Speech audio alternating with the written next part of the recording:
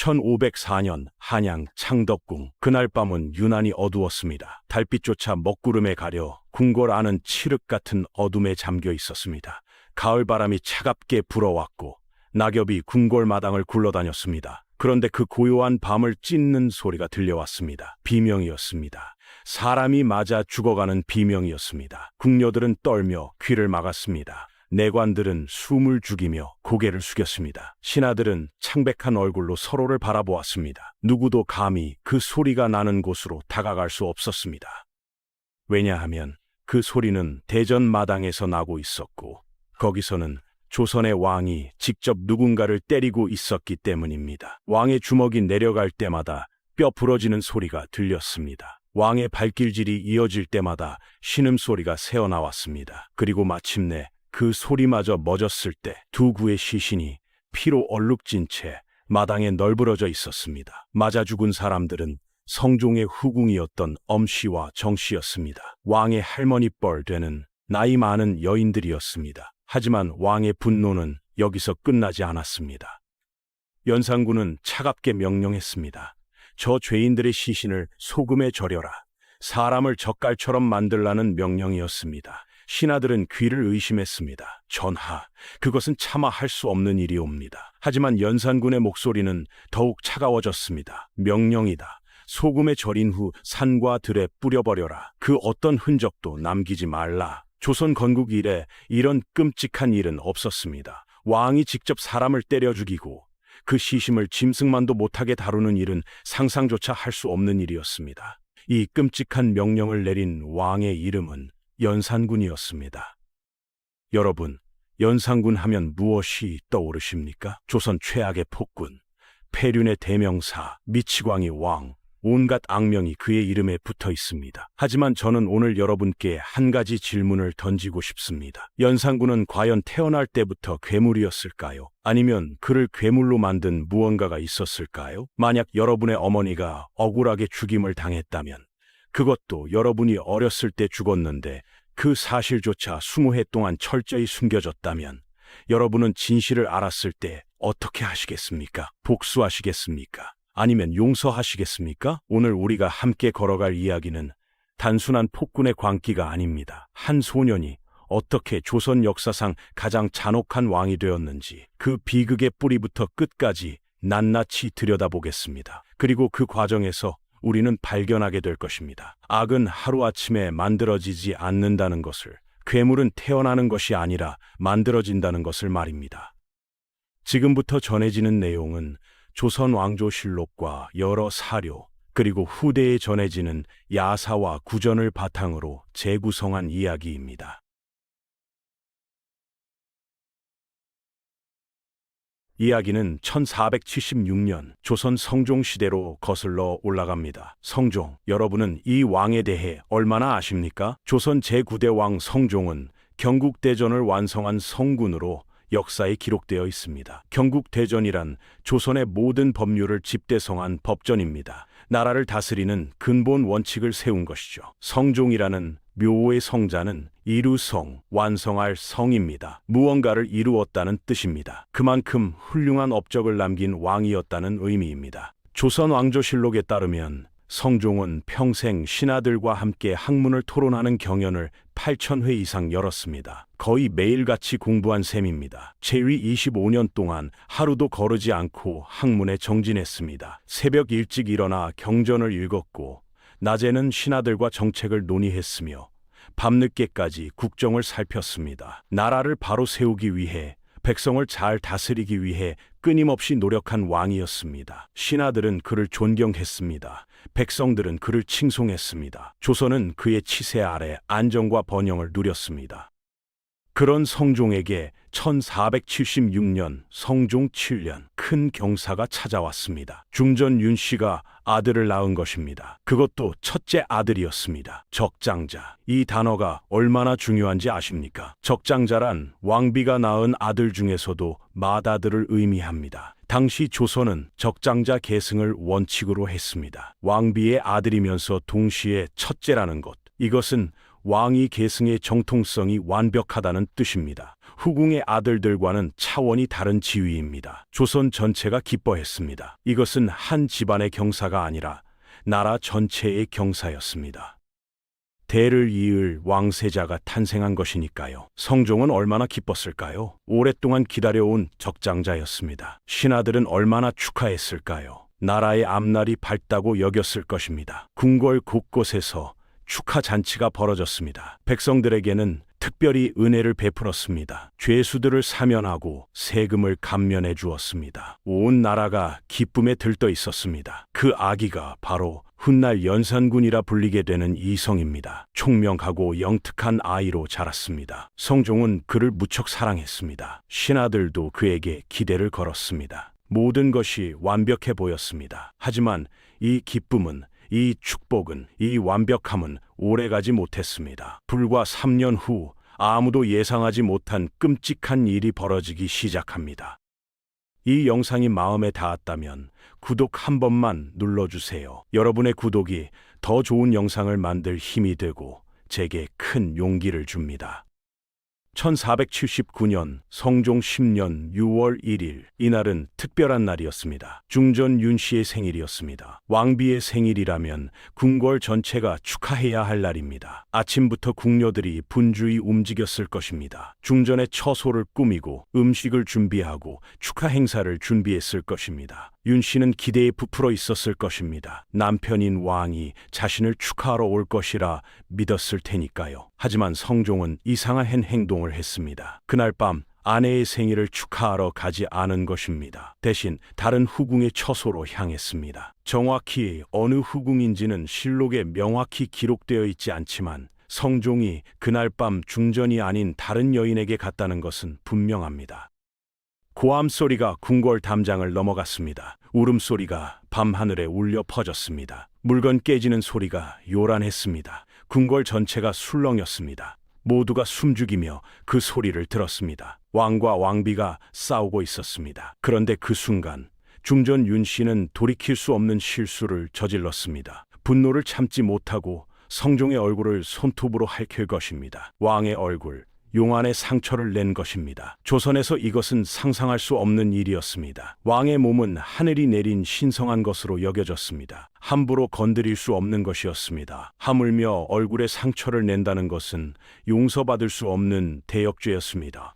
신하가 왕의 얼굴에 상처를 냈다면 당장 능지처참감이었습니다. 하물며 왕비라 해도 예외는 아니었습니다. 성종은 다음 날 아침 냉혹한 결정을 내렸습니다. 중전 윤씨를 폐비시켜 궁 밖으로 내쫓은 것입니다. 조선왕조실록은 이렇게 기록합니다. 성종 10년 6월 2일 왕이 중전 윤씨를 폐하여 내쫓았다. 하지만 사실 이것이 처음은 아니었습니다. 실록에 따르면 2년 전인 1477년 성종 8년에도 폐비 논의가 있었습니다. 윤 씨의 방에서 수상한 물건들이 발견되었기 때문입니다. 비상, 즉 독약과 주술 도구들이었습니다. 누군가를 저주하려 했다는 의심을 받았습니다. 궁중에서 저주 행위는 엄청난 죄였습니다. 특히 왕비가 그런 짓을 했다는 것은 상상하기 어려운 일이었습니다. 당시에는 대신들의 강력한 반대로 폐비가 무산되었습니다. 영의정을 비롯한 고위 대신들이 무릎 꿇고 간청했습니다. 전하, 중전께서 일시적으로 실수하신 것이니 용서하소서. 하지만 이미 성종의 마음 속에는 윤 씨에 대한 불신이 깊이 뿌리 박혀 있었습니다. 그리고 이번 얼굴 핥기 사건으로 그 불신이 폭발한 것입니다. 궁을 쫓겨난 윤 씨, 그녀는 어떤 심정이었을까요? 어제까지만 해도 조선의 중전이었습니다. 온 나라 여인들 중 가장 높은 지위에 있었습니다. 그런데 하루아침에 폐비가 되어 궁 밖으로 쫓겨났습니다. 화려한 왕비의 옷을 벗고 평범한 옷을 입어야 했습니다. 수많은 궁녀들이 시중들던 곳에서 이제는 초라한 집으로 쫓겨나야 했습니다. 하지만 무엇보다 고통스러운 것은 3살짜리 아들 연산을 두고 떠나야 한다는 것이었습니다. 자신의 품에서 젖을 먹이던 아들, 매일 보던 아들을 남겨두고 떠나야 했습니다. 어머니의 마음이 얼마나 찢어졌을까요? 밤마다 아들 생각에 잠 못 이루지 않았을까요? 창문 너머로 궁궐 방향을 바라보며 눈물 흘리지 않았을까요? 내 아들은 지금 잘 있을까? 내가 없어도 밥은 잘 먹을까? 밤에 혼자 무서워하지는 않을까? 엄마를 찾지는 않을까? 어머니라면 누구나 했을 생각들이었습니다. 하지만 윤 씨는 아들을 만날 수 없었습니다. 패비였으니까요. 더 이상 왕비가 아니었으니까요. 그렇게 3년의 세월이 흘렀습니다. 윤 씨는 궁 밖에서 쓸쓸한 나날을 보냈습니다. 하루하루가 고통이었습니다. 그런데 1482년 성종 13년, 성종은 더욱 끔찍한 결정을 내렸습니다. 패비 윤 씨에게 사약을 내린 것입니다. 조선 왕조실록은 그 이유를 명확히 기록하지 않습니다. 다만 윤 씨가 궁 밖에서 무슨 일을 꾸몄다는 소문이 있었다고만 전합니다. 독일을 노린다는 말도 있었습니다. 다시 왕비 자리에 오르려고 음모를 꾸민다는 소문이었습니다. 하지만 확실한 증거는 없었습니다. 그럼에도 성종은 사약을 내렸습니다. 왜였을까요? 혹시 윤 씨가 정말로 보기를 꾀했던 걸까요? 아니면 다른 이유가 있었던 걸까요? 야사에는 이런 이야기가 전해집니다. 성종의 다른 후궁들이 윤 씨를 질투했다고 말입니다. 특히 엄 씨와 정 씨라는 두 후궁이 윤 씨를 모함했다고 합니다. 윤 씨가 저주를 한다고, 역모를 꾸민다고 거짓으로 고했다는 것입니다. 하지만 이것은 야사일 뿐, 실록에는 명확히 기록되어 있지 않습니다. 확실한 것은 단 하나입니다. 1482년 성종 13년 패비 윤 씨는 사약을 받고 세상을 떠났다는 것입니다. 당시 연산군의 나이는 겨우 7살이었습니다. 그렇게 연산군은 거짓 속에서 자랐습니다. 진실을 모른 채 자랐습니다. 얼마 후 성종은 새로운 왕비를 맞이했습니다. 정현왕후 윤 씨였습니다. 연산군은 이 새어머니를 진짜 어머니인 줄 알고 자랐습니다. 아무도 그에게 진실을 말해주지 않았습니다. 아무도 그에게 생모가 따로 있다고, 그 생모가 억울하게 죽었다고 말해주지 않았습니다. 연산군은 정현왕후를 친어머니로 알고 효를 다했습니다. 거짓된 효였지만 그는 몰랐습니다. 진시무를 어머니로 섬겼습니다. 아침 저녁으로 문안을 드렸고 정성껏 봉양했습니다. 그렇게 세월이 흘렀습니다. 연산군은 성장했습니다. 총명하고 영특한 세자로 자랐습니다. 성종의 적장자로서 아무런 문제 없이 왕세자의 지위를 유지했습니다. 신하들은 그를 칭찬했습니다. 똑똑하고 예의 바르다고 했습니다. 경전을 잘 읽고 글씨를 잘 쓰고 예법을 잘 안다고 했습니다. 성종은 그를 자랑스러워했습니다. 모든 것이 순조로워 보였습니다.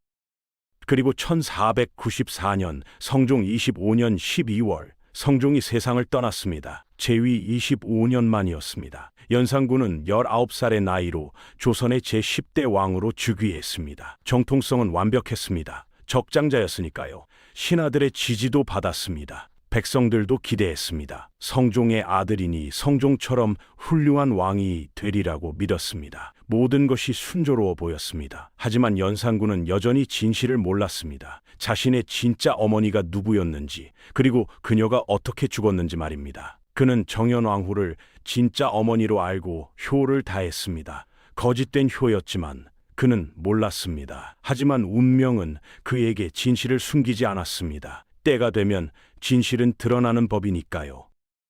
연산군 즉위 1년째인 1495년 연산 1년 어느 날이었습니다. 연산군은 돌아가신 아버지 성종의 묘지문을 작성하는 일을 검토하고 있었습니다. 묘지문이란 무덤에 새기는 글입니다. 고인의 생애와 업적, 그리고 가족 관계를 기록하는 중요한 문서입니다. 연산군이 그 문서를 꼼꼼히 읽다가 이상한 점을 발견했습니다. 외할아버지의 이름이 적혀 있는데 자신은 그 사람을 전혀 모르는 것입니다. 윤기견, 이 이름이 낯설었습니다. 내 외할아버지라고 하는데 나는 이 사람을 모른다. 이것이 잘못 쓰인 것 아닌가? 조선 왕조실록은 이렇게 기록합니다. 연산 1년, 왕이 성종의 묘지문을 보다가 외조의 성명을 보고 이상히 여겨 신하들에게 물었다. 신하들은 난처한 표정을 지었습니다. 서로 눈치만 보았습니다. 누가 먼저 말할 것인가? 누가 왕에게 그 끔찍한 진실을 말할 것인가? 침묵이 흘렀습니다. 시간이 멈춘 것 같았습니다. 그리고 마침내 한 신하가 떨리는 목소리로 입을 열었습니다. 전하의 생모는 윤씨이옵니다. 윤씨는 죄를 받아 폐위되고 사약을 받으셨습니다. 그 순간 연산군의 세계가 무너졌습니다. 귀를 의심했습니다. 눈앞이 캄캄해졌습니다. 무슨 소리인가? 내 어머니가 윤씨라고? 폐위되었다고? 사약을 받았다고? 20해간 알고 있던 모든 것이 거짓이었습니다. 자신이 효를 다했던 정연왕후는 진짜 어머니가 아니었습니다. 진짜 어머니는 이미 오래전에 죽었습니다. 그것도 사약을 받고 말입니다. 폐비가 되어 쫓겨난 후 사약을 받았다는 것입니다. 연산군은 그 자리에 멍하니 서 있었습니다. 말문이 막혔습니다. 머릿속이 하얘졌습니다. 온몸이 떨렸습니다. 조선왕조실록은 이렇게 기록합니다. 왕이 비로소 윤씨가 죄로 폐위되어 죽은 줄을 알고 수라를 들지 않았다. 밥을 먹지 않았다는 것입니다. 충격이 얼마나 컸으면 밥을 먹을 수가 없었겠습니까? 왕이 밥을 거르는 것은 보통 일이 아닙니다. 신하들이 얼마나 걱정했겠습니까? 하지만 연산군의 마음을 아는 사람은 아무도 없었습니다. 그렇게 3년이 흘렀습니다. 연산군은 왕으로서 업무를 수행했습니다. 겉으로는 평온해 보였습니다. 신하들과 정책을 논의했습니다. 백성들을 다스렸습니다. 조정을 이끌었습니다. 하지만 그의 마음속에는 무언가가 자라고 있었습니다. 의심이었습니다. 분노였습니다. 그리고 복수심이었습니다. 1498년 연산 4년 무오년이었습니다. 이 해의 조선 역사상 첫 번째 사화가 일어납니다. 바로 무오사화입니다. 사화란 무엇일까요? 선비들이 화를 입는다는 뜻입니다. 많은 선비들이 죽거나 유배되는 정치적 숙청을 말합니다. 무오사화의 발단은 사초였습니다. 사초란 무엇일까요? 왕이 죽은 후 실록을 편찬하기 위한 기초 자료입니다. 역사가들이 매일매일 기록한 날것의 역사입니다. 왕도 볼 수 없는 비밀 기록입니다. 사관들은 왕 앞에서도 신하들 앞에서도 붓을 들고 모든 것을 기록했습니다. 그것이 그들의 임무였습니다. 진실을 기록하는 것이 그들의 사명이었습니다. 성종이 죽고 실록을 편찬하는 과정에서 문제가 생겼습니다. 사초 안에 충격적인 내용들이 발견된 것입니다. 연산군은 그 내용을 보고받았을 때 분노했습니다. 대체 무슨 내용이었을까요? 첫 번째 기록이었습니다. 세조가 자신의 며느리인 권씨를 범하려 했으나 권씨가 거부했다. 세조는 누구입니까? 연산군의 증조 할아버지입니다. 성종의 할아버지입니다. 조선 제7대 왕입니다. 그런데 그 할아버지가 며느리를 범하려 했다는 것입니다. 폐륜적인 내용이었습니다. 두 번째 기록이었습니다. 세조가 조카 단종의 어머니 현덕 왕후의 관을 무덤에서 파내어 바다에 버렸다. 조카의 어머니, 즉 조카 며느리의 시신을 모독했다는 내용입니다. 세 번째 기록이었습니다. 단종의 시신이 방치되어 까마귀와 솔개가 쪼아먹었다. 조카의 시신을 방치했다는 내용입니다. 네 번째 기록도 있었습니다. 세조가 단종을 죽인 것은 하늘의 이치에 어긋나는 일이다. 이 기록들은 세조를 폐륜적인 폭군으로 묘사하고 있었습니다. 연산군에게 세조는 증조 할아버지입니다. 가문의 어른입니다. 그런데 역사 기록에 이렇게 씌어 있다니. 연산군은 격분했습니다.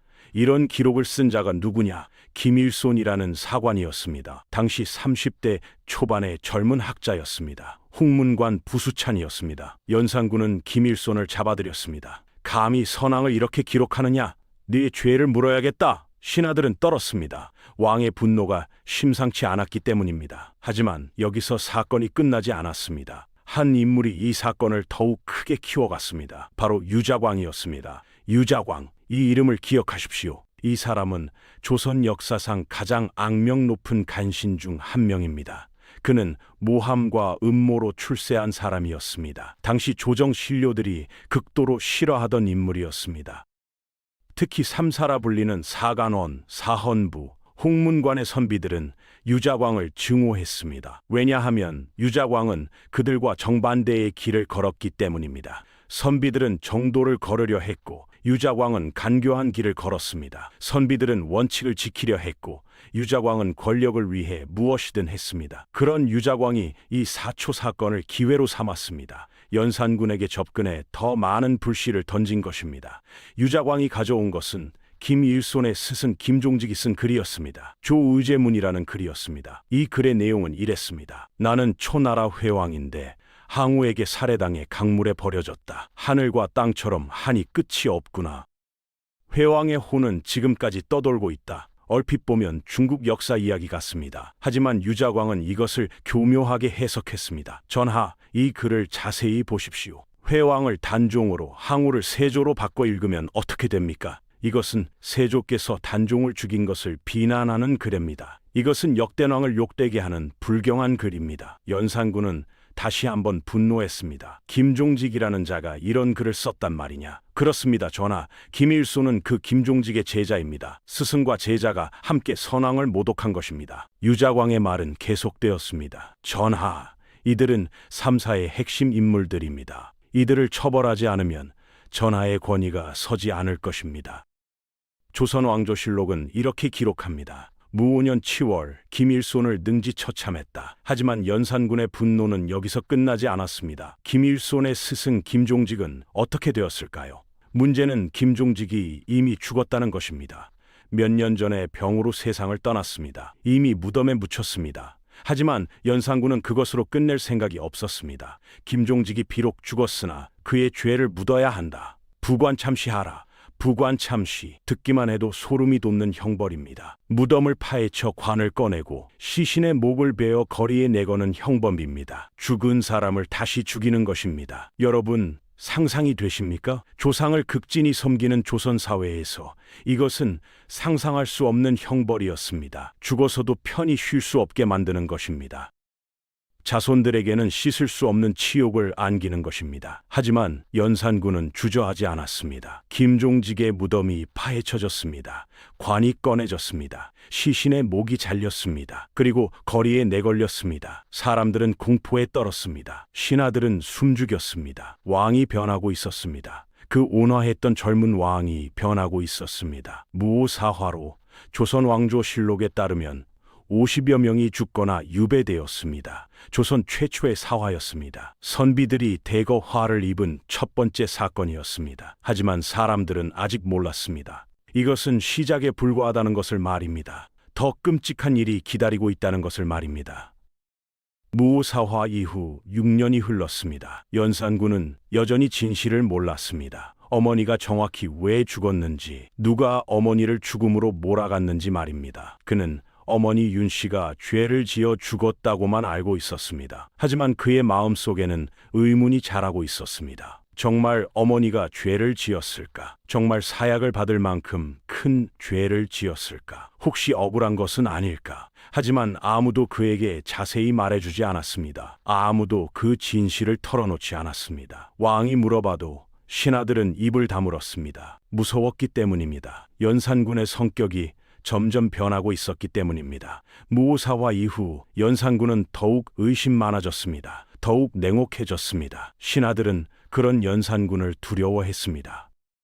그리고 1504년 연산 10년 갑자년 운명의 그날이 찾아왔습니다. 3월 19일 밤이었습니다. 연산군은 평소처럼 신하 임승재의 집에서 술을 마시고 있었습니다. 임승재는 연산군의 측근이었습니다. 왕과 함께 술을 마시고 이야기를 나누는 친밀한 관계였습니다. 그날 밤 임승재의 아버지 임사홍도 함께 있었습니다. 촛불이 깜빡거리는 방 안에서 세 사람은 술잔을 기울였습니다. 이야기를 나누었습니다. 웃기도 했습니다.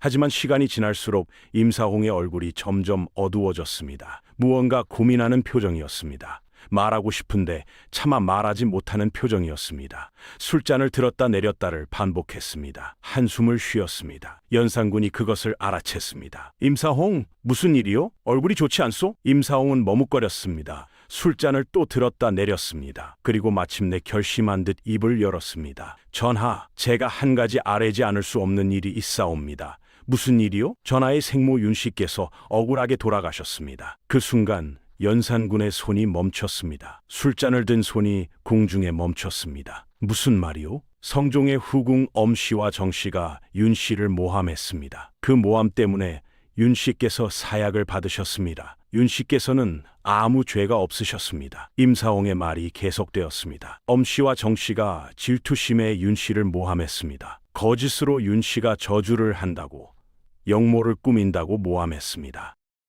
궁궐에 도착한 연산군은 곧바로 명령을 내렸습니다. 후궁 엄씨와 정씨를 당장 끌어내라. 한밤중에 궁궐이 발칵 뒤집혔습니다. 내관들이 황급히 움직였습니다. 엄씨와 정씨가 끌려왔습니다. 그들은 무슨 일인지 몰랐습니다. 잠옷 차림으로 끌려온 그들은 연산군 앞에 무릎 꿇었습니다. 전하, 무슨 일이옵니까? 연산군은 대답하지 않았습니다. 대신 그들에게 달려들었습니다. 주먹으로 때렸습니다. 발로 찼습니다. 내년들이 우리 어머니를. 엄씨와 정씨는 비명을 질렀습니다. 저하, 용서하옵소서. 하지만 연산군은 멈추지 않았습니다. 계속 때렸습니다. 짓밟았습니다.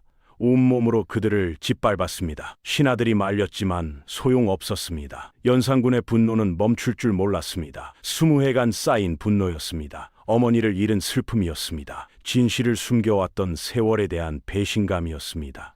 모든 것이 폭발했습니다. 조선 왕조실록은 이렇게 기록합니다. 연산 10년 3월 19일 밤 왕이 패비 윤씨가 폐위되고 죽은 것이 엄씨와 정씨의 참소 때문이라 하여 밤에 엄씨와 정씨를 대궐들에 결박하여 놓고 손수 마구치고 짓밟았다. 그것도 모자라 연산군은 아들들을 불렀습니다. 엄씨의 아들 황과 정씨의 아들 봉이었습니다. 이 죄인들을 쳐라. 황은 어두운 밤이라 누군지 몰랐습니다. 명령에 따라 때렸습니다. 하지만 봉은 달랐습니다. 그는 맡고 있는 사람이 자기 어머니라는 것을 알았습니다. 차마 손을 댈 수 없었습니다. 연산군은 화가 났습니다. 네가 감히 명령을 거역하느냐? 봉은 떨며 대답했습니다. 전하, 용서하옵소서. 소신은 어미를 칠 수 없사옵니다. 연산군은 분노했습니다. 그렇다면 내 놈도 같은 죄인이로다. 결국 다른 사람들을 시켜 더욱 참혹하게 때리게 했습니다. 매질 소리가 궁궐에 울려 퍼졌습니다. 비명 소리가 밤하늘을 찔렀습니다. 엄씨와 정씨는 그렇게 맞아 죽었습니다. 실록은 이렇게 기록합니다. 가진 참혹한 짓을 하여 마침내 죽였다. 하지만 연산군의 복수는 여기서 끝나지 않았습니다. 죽은 그들의 시신을 보며 연산군은 명령했습니다. 이 죄인들의 시신을 소금에 절여라. 신하들은 경악했습니다. 전하, 그것은 차마 할 수 없는 일이옵니다. 명령이다. 소금에 절여 젓갈처럼 만들어라. 그리고 산과들에 뿌려버려라. 상상할 수 없는 명령이었습니다. 사람을 사람으로 대우하지 않는 것이었습니다. 하지만 아무도 감히 거역하지 못했습니다. 왕의 명령은 절대적이었습니다. 조선왕조실록은 이렇게 기록합니다. 엄씨와 정씨의 시신을 소금에 절여 저장하고 산과 들에 뿌렸다.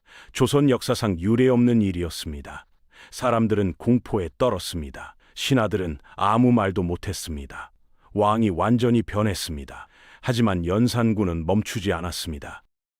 그날 밤 그는 할머니 인수대비를 찾아갔습니다. 인수대비는 성종의 어머니였습니다. 연산군의 할머니였습니다. 당시 궁궐의 최고 어른이었습니다. 연산군은 그 할머니 앞에 섰습니다. 그리고 물었습니다. 할머니, 어찌하여 우리 어머니를 죽이셨습니까? 인수대비는 충격에 빠졌습니다. 손자가, 그것도 왕이 된 손자가 자신을 추궁하고 있었습니다. 할머니께서도 어머니의 죽음에 찬성하셨다고 들었습니다. 왜 그러셨습니까? 인수대비는 말문이 막혔습니다. 무슨 말을 해야 할지 몰랐습니다. 조선왕조실록에는 인수대비의 대답이 명확히 기록되어 있지 않습니다. 하지만 야사에는 이렇게 전해집니다. 인수대비가 이 일로 인해 곧 죽었다고 말입니다. 충격과 슬픔으로 말입니다. 실록에 따르면 인수대비는 갑자사화 직후인 연산 10년 4월에 세상을 떠났습니다. 연산군에게 추궁당한 지 한 달도 안 되어서였습니다.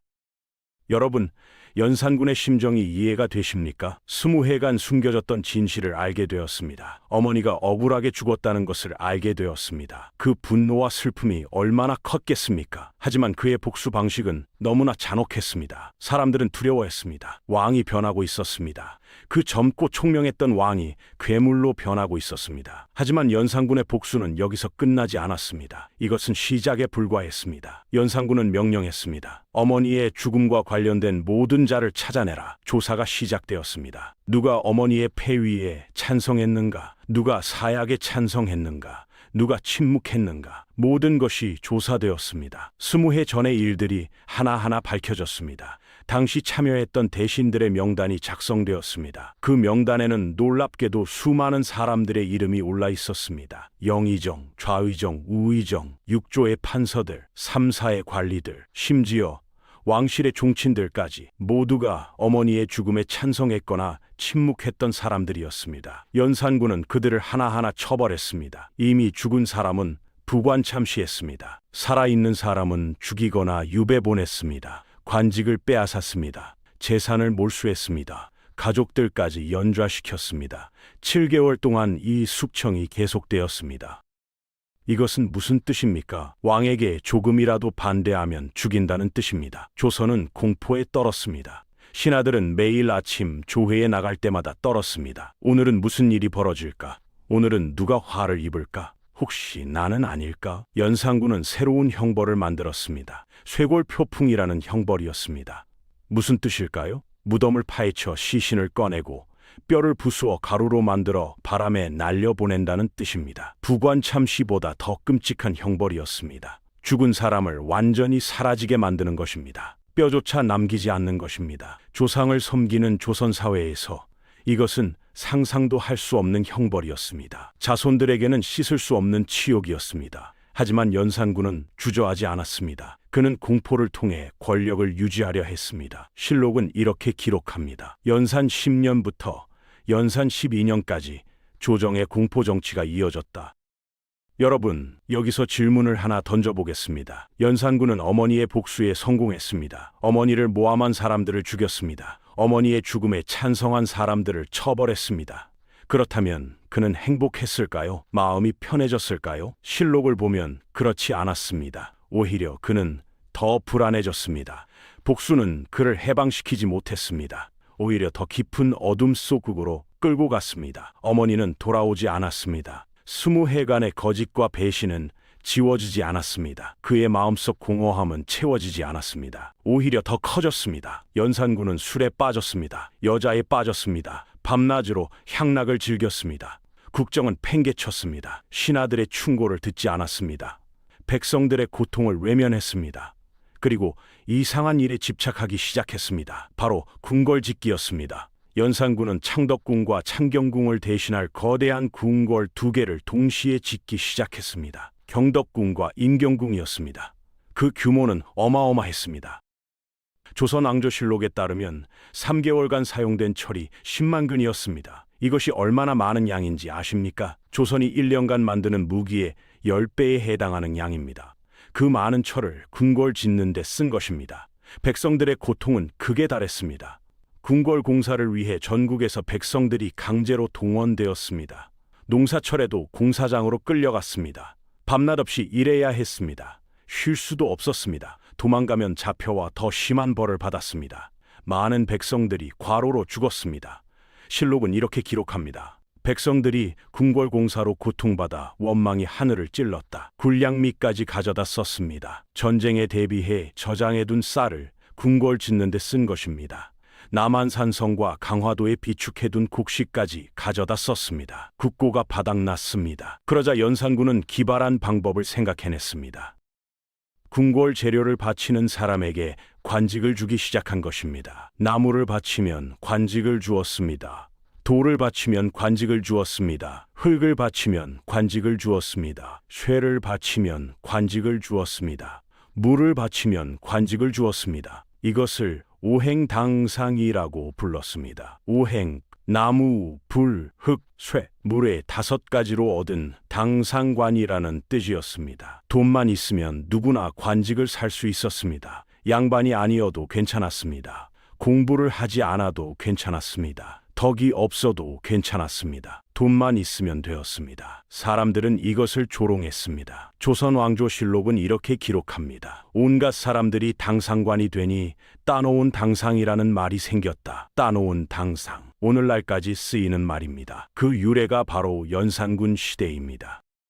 대체 연산군은 왜 이렇게 궁궐 짓기에 집착했을까요? 신하들이 올린 상소에 답이 있습니다. 조선왕조실록은 이렇게 기록합니다. 연산 12년 신하들이 상소하기를 풍수설은 경전에 나타나지 않은 괴상하고 아득한 말로 믿을 수 없다. 당시 한양에는 이런 풍수설이 돌고 있었습니다. 인왕산에 왕기가 서려 있으니 인왕산 턴터를 잡은 사람에게서 왕이 난다. 연산군은 이 말을 믿었습니다. 그리고 두려워했습니다. 자신을 위협할 새로운 왕이 나타날 것이라고 생각한 것입니다. 평생 불안에 떨었던 연산군입니다. 어머니의 죽음으로 상처받았던 연산군입니다. 무오사화와 갑자사화로 수많은 사람을 죽였지만 여전히 불안했던 연산군입니다. 그는 또다시 위협받을까 두려웠습니다. 그래서 인왕산 자리를 선점하기로 했습니다. 경덕궁과 인경궁은 모두 인왕산 아래에 지어졌습니다. 연산군의 피해망상은 극에 달해 있었습니다. 신하들은 간곡히 말렸습니다.